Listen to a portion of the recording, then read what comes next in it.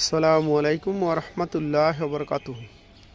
আমার প্রবীণ এবং নবীন বন্ধু বান্ধব, পাড়া প্রতিবেশী, আত্মীয় স্বজন, শুভাকাঙ্ক্ষী যারা আছেন, আপনারা যদি কেহ আমার কোনো ধরনের আচরণে কষ্ট পেয়ে থাকেন, তাহলে আমি সবার কাছে দল, মত, জাতিগত, ধর্ম, বর্ণ নির্বিশেষে বিনয়ের সাথে আপনাদের সবার কাছে ক্ষমা চাই। মহান আল্লাহ তাআলা যেন আমাকে ক্ষমা করে দেন এবং আপনারাও আমাকে ক্ষমা করে দেন।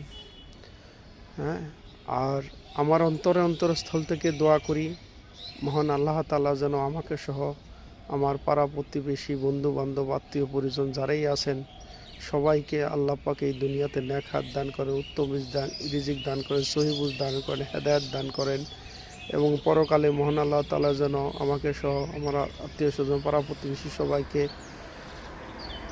সবাইকে দয়া করে ক্ষমা করে জান্নাতুল ফেরদাউস দান করেন। আমিন সুম্মা আমিন।